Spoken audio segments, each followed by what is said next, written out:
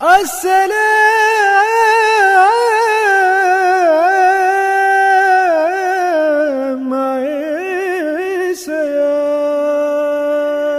باللہ من الشیطان الرجیم، بسم اللہ الرحمن الرحیم۔ تمام تعریفیں اس پاک پروردگار کے لیے کہ جو تمام جہانوں کا پالنے والا ہے، اور لاکھوں کروڑوں درود و سلام آن حضرت صلی اللہ علیہ وآلہ وسلم اور ان کی آل پر۔ سامعین گرامی، میں آپ کا میزبان سلیم گیلانی رمضان المبارک کا خصوصی پروگرام قصص الانبیاء علیہ السلام لے کر حاضر خدمت ہوں۔ السلام علیکم اور السلام علیکم پاکستان۔ پروگرام قصص الانبیاء علیہ السلام میں انشاءاللہ العزیز آج قصہ سننے کی سعادت حاصل کریں گے حضرت یعقوب علیہ السلام اور اللہ کے پاک پیغمبر حضرت یوسف علیہ السلام کا۔ سامعین گرامی، حضرت یعقوب علیہ السلام حضرت اسحاق علیہ السلام کے بیٹے، حضرت ابراہیم علیہ السلام کے پوتے اور حضرت ابراہیم علیہ السلام کے بھتیجے بطویل علیہ السلام کے نواسے ہیں۔ ان کی والدہ کا نام رفیقہ یا ربیقہ تھا، اور یہ اپنی والدہ کے چہیتے اور پیارے تھے، اور ان کے بھائی اسو والد کے محبوب اور پیارے، اور یہ دونوں حقیقی بھائی تھے۔ حضرت یعقوب علیہ السلام کا نام عبرانی میں اسرائیل ہے۔ حضرت یعقوب علیہ السلام کے 12 لڑکے تھے۔ حضرت یعقوب علیہ السلام اللہ کے برگزیدہ پیغمبر تھے اور کنانیوں کی ہدایت کے لیے مبعوث ہوئے تھے۔ انہوں نے برسوں اس خدمت حق کو انجام دیا۔ قرآن عزیز میں ان کا بیشتر ذکر حضرت یوسف علیہ السلام کے ساتھ کیا گیا ہے۔ حضرت یوسف بن حضرت یعقوب بن حضرت یعقوب بن حضرت اسحاق بن حضرت ابراہیم علیہ السلام۔ حضرت ابراہیم علیہ السلام کے پڑپوتے ہیں، اور ان کی والدہ کا نام راحیلہ بنت لابان ہے۔ حضرت یعقوب علیہ السلام کو ان کے ساتھ بے حد محبت تھی، اسی لیے کسی بھی وقت ان کی جدائی گوارا نہ کرتے تھے۔ یہ بھی اپنے والد، دادا اور پردادا کی طرح سن رشد کو پہنچ کر اللہ برتر کے جلیل القدر پیغمبر بنے اور ملت ابراہیمی کی دعوت و تبلیغ کی خدمت انجام دی۔ یہی وجہ ہے کہ ابتدائے زندگی سے ہی ان کی دماغی اور فطری استعداد دوسرے بھائیوں کے مقابلے میں بالکل جدا اور نمایاں تھی۔ حضرت یعقوب علیہ السلام کی عشق و محبت کا ایک سبب یہ بھی تھا کہ وہ حضرت یوسف علیہ السلام کی پیشانی کا چمکتا ہوا نور نبوت پہچانتے تھے، اور وحی الہی کے ذریعے اس کی اطلاع بھی پا چکے تھے۔ سامعین گرامی، قرآن عزیز نے حضرت یوسف علیہ السلام کے واقعے کو احسن قصص کہا ہے، اس لیے کہ اس ایک واقعے میں جس قدر عبرتیں، حکمتیں اور معاذ و نصح ودیت ہیں، دوسرے کسی واقعے میں یکجا میسر نہیں ہے۔ در حقیقت یہ واقعہ اپنی نوعیت کے اعتبار سے عجب دلکش اور زمانے کے عروج و زوال کی زندہ یادگار ہے۔ یہ ایک فرد کے ذریعے قوموں کے بننے اور بگڑنے، گرنے اور ابھرنے کی ایسی بولتی ہوئی تصویر ہے جو کسی تشریح و توضیح کی محتاج نہیں رہتی۔ یہ بدوئی اور خانہ بدوش قبیلے کے ایک ایسے فرد یگانہ اور انمول موتی کی حیرت زار تاریخ ہے کہ جس کو اللہ تعالیٰ کی قدرت کاملہ کے اعجاز نے اس زمانے کی بڑی سے بڑی متمدن قوم کی رہنمائی اور ان پر حاکمانہ اقتدار کے لیے چن لیا تھا اور شرف نبوت سے نوازا تھا۔ حضرت یوسف علیہ السلام کے واقعے میں بے نظیر عبرتیں اور بصیرتیں پنہا تھیں۔ مثلا رشد و ہدایت کی اہمیت، ابتلاء اور آزمائشوں پر صبر و استقامت، رضا و تسلیم کے مظاہرے، افراد و اقوام کے عروج و اقبال کے واقعے، اللہ تعالیٰ کے عدل و رحم کی کرشمہ سازیاں، انسانی اور بشری لرزشیں اور ان کے انجام و مال، عصمت اور ضبط نفس کی عجوبہ کاریاں، تو بلا شبہ وہ احسن قصص ہے، اور کتاب ماضی کا وہ حسین ورق کہ جو اپنی شان زیبائی میں یکتا اور فرد کہلانے کا مستحق ہے۔ یہ روشن کتاب کی آیتیں ہیں۔ ہم نے اس قرآن کو عربی میں نازل کیا تاکہ تم سمجھ سکو۔ اے پیغمبر، ہم اس قرآن کے ذریعے سے کہ جو ہم نے تمہاری طرف بھیجا ایک نہایت اچھا قصہ واقعہ سناتے ہیں، اور تم اس سے پہلے بے خبر تھے۔ سامعین گرامی، سورہ یوسف کے شان نزول کے بارے میں حدیثی روایات اور مفسرین کے اقوال کا حاصل یہ ہے کہ کفار مکہ نے ایک بار نبی کریم حضرت محمد مصطفیٰ صلی اللہ علیہ وآلہ وسلم کے متعلق یہود سے گفتگو کی اور اپنی درماندگی اور پریشانی کا اظہار کیا۔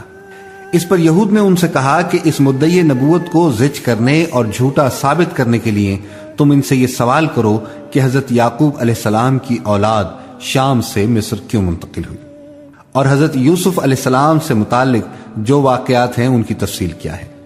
اگر یہ نبی نہیں ہے تو ہرگز نہیں بتا سکے گا۔ کفار مکہ نے یہود کی ہدایت کے مطابق ذات اقدس اللہ کے رسول صلی اللہ علیہ وآلہ وسلم سے یہ دونوں سوال کیے، اور آپ صلی اللہ علیہ وآلہ وسلم نے وحی الہی کے ذریعے وہ سب کچھ ان کو سنا دیا جو سورہ یوسف میں موجود ہے۔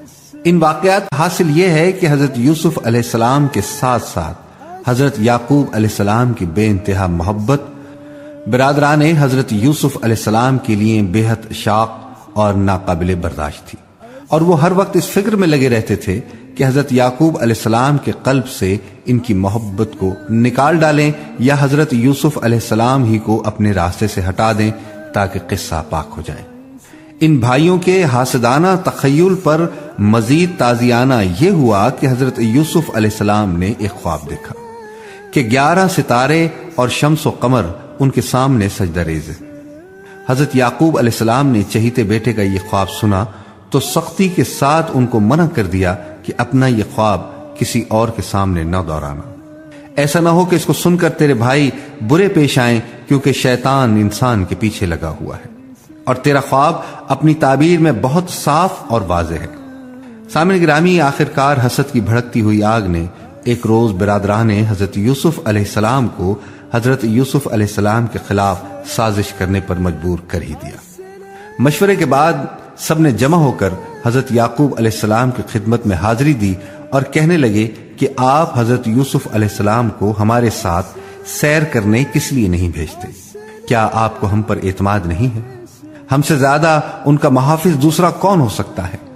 حضرت یعقوب علیہ السلام سمجھ گئے کہ ان کے دلوں میں کھوٹ ہے اور حضرت یوسف علیہ السلام کو نقصان پہنچانے کے در پہ ہیں، مگر صاف لفظوں میں اس بات کو ظاہر نہیں فرمایا تاکہ بگڑ کر وہ اعلانیہ دشمنی پر آمادہ نہ ہو جائیں، اور یہ بھی خیال کیا کہ اشارہ کنائیہ سے ممکن ہے کہ وہ اپنی ظالمانہ سازشوں سے باز رہیں۔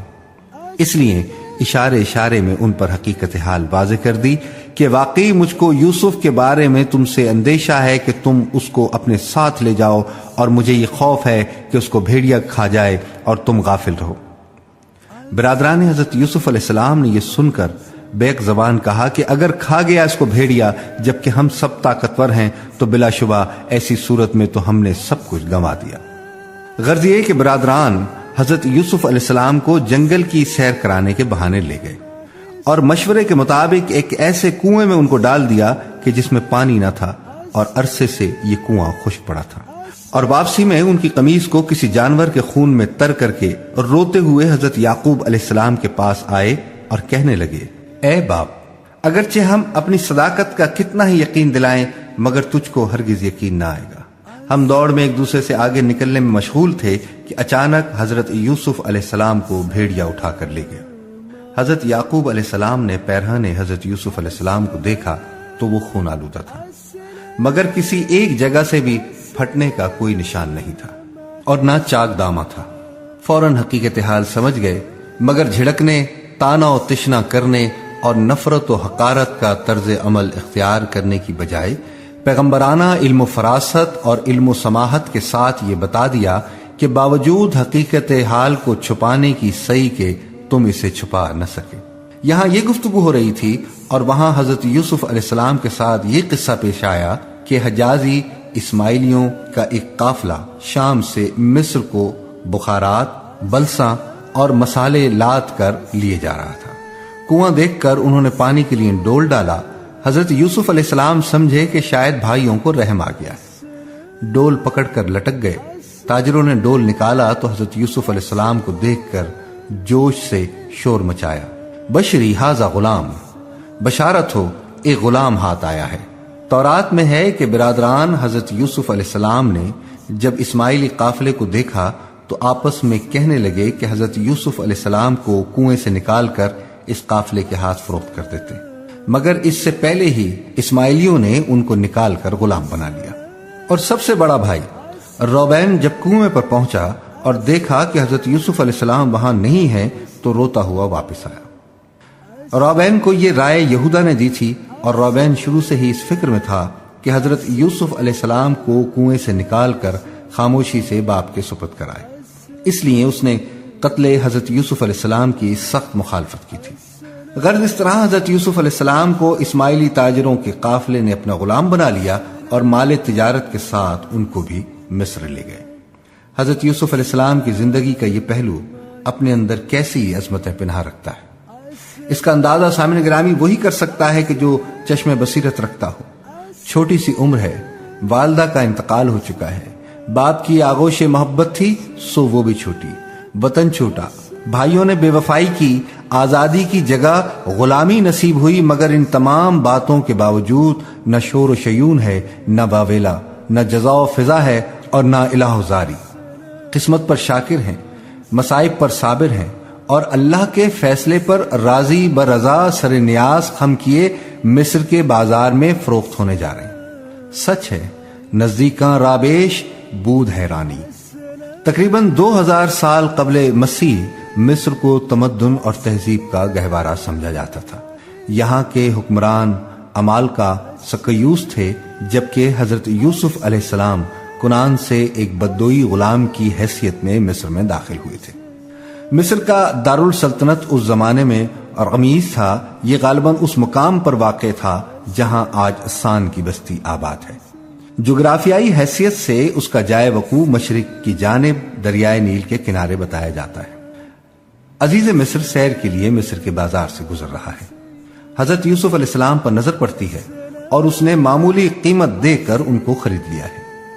اس زمانے میں مصری خود کو دنیا کی بہترین مہذب اور متمدن قوم سمجھتے تھے، اور بدوئی اور صحرائی قبائل کو نہایتی ذلت و حقارت سے دیکھتے تھے، اور اپنے شہروں میں ان کے ساتھ اچھوت کی طرح معاملہ کرتے تھے۔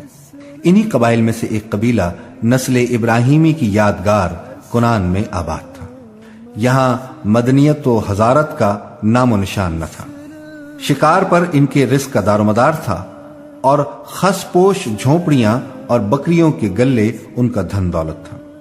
ان حالات میں سامعین گرامی حضرت یوسف علیہ السلام کے متعلق اللہ تعالیٰ کی کارسازی اور معجزہ نمائی دیکھیے کہ ایک بدوئی اور وہ بھی غلام، ایک متمدن اور صاحب شوکت و حشمت رئیس کے ہاں جب پہنچتا ہے تو اپنی عصمت مآب زندگی، حلم و وقار اور امانت و سلیقہ مندی کے پاک و صاف کی بدولت ان کی آنکھوں کا تارا اور دل کا مالک بن جاتا ہے۔ وہ رئیس اپنی بیوی سے کہتا ہے کہ دیکھو اس کو عزت سے رکھو، کچھ عجب نہیں کہ یہ ہم کو فائدہ بخشے یا ہم اس کو اپنا بیٹا بنا لیں۔ تو ہم یہ دیکھتے ہیں کہ یہ سب کچھ کس لیے ہوا۔ حضرت یوسف علیہ السلام میں یہ پسندیدہ اطوار و اخلاق کہاں سے پیدا ہو گئے؟ ایک بدوئی نے کس یونیورسٹی میں تعلیم حاصل کی اور ایک غلام نے کس طرح سے اس پاک طبیعت کو پایا؟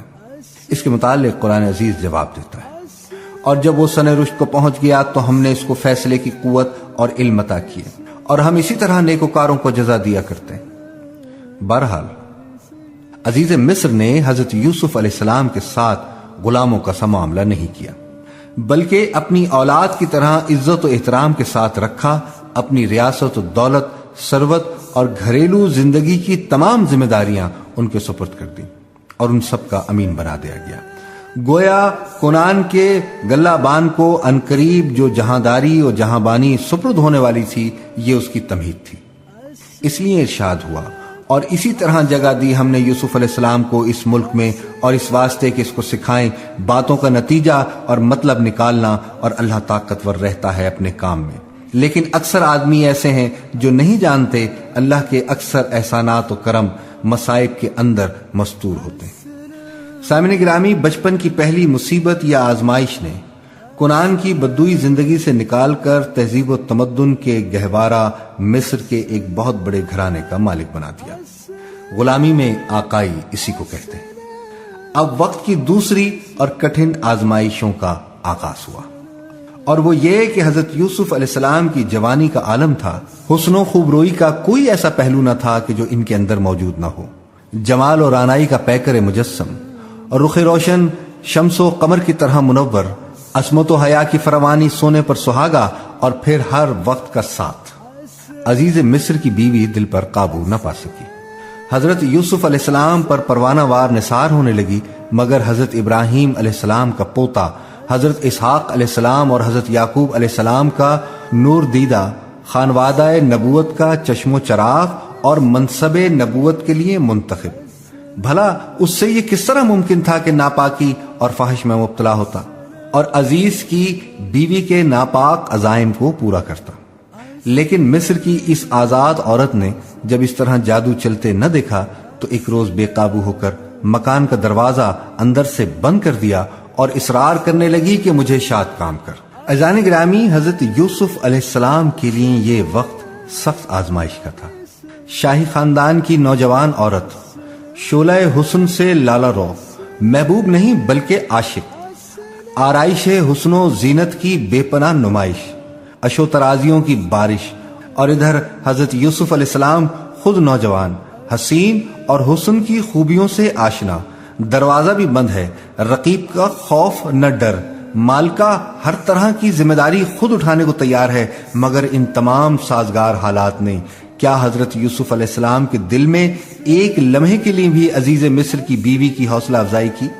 کیا ان کے دل نے قرار چھوڑ کر بے قراری اختیار کی؟ کیا نفس نے جہان قلب کو ایک لمحے کے لیے بھی متزلزل کیا؟ نہیں، ہرگز نہیں، بلکہ اس کے برعکس اس پیکر عصمت، امین نبوت، سبت وحی الہی نے دو ایسے دلکش اور محکم دلائل سے مصری عورت کو سمجھایا کہ جو ایک ایسی ہستی سے ہی ممکن تھا کہ جس کی تربیت براہ راست آغوش الہی میں ہوئی ہو۔ فرماتے ہیں کہ یہ ناممکن ہے۔ اللہ کی پناہ میں اور اس کی نافرمانی کروں جس کا اس میں جلالت اللہ ہے اور وہ تمام کائنات کا مالک ہے، اور کیا میں اپنے اس مالک عزیز مصر کی امانت میں خیانت کروں کہ جس نے غلام رہنے کی بجائے یہ حرمت اور عزت عطا کی؟ اگر میں ایسا کروں گا تو ظالم ٹھہروں گا، اور ظالموں کے لیے انجام و مال کے اعتبار سے کبھی فلاح نہیں۔ مگر عزیز مصر کی بیوی پر اس نصیحت کا کوئی اثر نہ ہوا، اور اس نے اپنے ارادے کو عملی شکل دینے پر اصرار کیا۔ تب حضرت یوسف علیہ السلام نے صاف انکار کر دیا۔ سامنے گرامی، قرآن عزیز نے اول سے آخر تک اس واقعے میں عزیز مصر کی بیوی کی شناعت کار اور حضرت یوسف علیہ السلام کی عظمت و جلالت قدر کا تذکرہ فرمایا ہے۔ جب عورت اپنی ہٹ دھرمی سے باز نہ آئی اور اپنے ارادے پر مصر رہی تو حضرت یوسف علیہ السلام نے اس کے ارادے کو قطعاً رد کر دیا۔ حضرت یوسف علیہ السلام اس سے بچنے کے لیے دروازے کی طرف بھاگے اور عزیز مصر کی بیوی نے ان کا پیچھا کیا۔ دروازہ کسی طرح کھل گیا، دیکھا تو سامنے عزیز مصر اور اس عورت کا چچا زاد بھائی کھڑے ہیں۔ اس عورت کا عشق ابھی خام تھا، اس لیے وہ صحیح حال کہنے پر قادر نہ ہوئی اور اصل حقیقت کو چھپانے کے لیے غیظ و غضب میں آ کر کہنے لگی کہ ایسے شخص کی سزا قید خانہ یا دردناک عذاب کے علاوہ اور کیا ہو سکتی ہے جو تیرے اہل کے ساتھ ارادہ بد رکھتا ہو۔ حضرت یوسف نے اس کے مکر و فریب کو سنا تو فرمایا کہ یہ اس کا بہتان ہے۔ اصل حقیقت یہ ہے کہ خود اس نے میرے ساتھ ارادہ بد کیا تھا، مگر میں کسی طرح نہ مانا اور بھاگ کر باہر نکل جانا چاہتا تھا کہ اس نے پیچھا کیا اور سامنے آپ آ گئے تو اس نے یہ جھوٹ گھڑ دیا۔ عزیز کی بیوی کا چچازاد بھائی ذکی، فتین اور بہت ہوشیار تھا۔ اس نے کہا کہ حضرت یوسف علیہ السلام کا پیرہن دیکھنا چاہیے، اگر وہ سامنے سے چاک ہے تو عورت راست باز ہے، اور اگر پیچھے سے چاک ہے تو یوسف علیہ السلام اپنے قول میں سچے اور صادق ہیں اور عورت جھوٹی ہے۔ دیکھا گیا تو پیرہن یوسف پیچھے سے چاک تھا۔ عزیز مصر نے اصل حالت کو بھانپ لیا، مگر اپنی عزت و ناموس کی خاطر معاملے کو ختم کرتے ہوئے کہا کہ یوسف علیہ السلام سچے تم ہی ہو، اور اس عورت کے معاملے سے درگزر کرو اور اس ساری بات کو یہیں ختم کرو۔ اور پھر بیوی سے کہا کہ یہ سب تیرا مکر و فریب ہے، اور تم عورتوں کا مکر و فریب بہت ہی بڑا ہوتا ہے۔ بلا شبہ تو ہی خطا کار ہے، لہذا اپنی اس حرکت بد کے لیے استغفار کر اور معافی مانگ۔ سامنے گرامی، عزیز مصر نے اگرچہ فضیحت اور رسوائی سے بچنے کے لیے اس معاملے کو یہیں پر ختم کر دیا، مگر بات پوشیدہ نہ رہ سکی، اور شدہ شاہی خاندان کی عورتوں میں یہ چرچا ہونے لگا کہ عزیز مصر کی بیوی کس قدر بے حیا ہے کہ اپنے غلام پر رچ گئی۔ اتنے بڑے مرتبے کی عورت اور غلام سے اختلاط کا ارادہ؟ آہستہ آہستہ یہ خبر عزیز کی بیوی تک بھی پہنچ گئی۔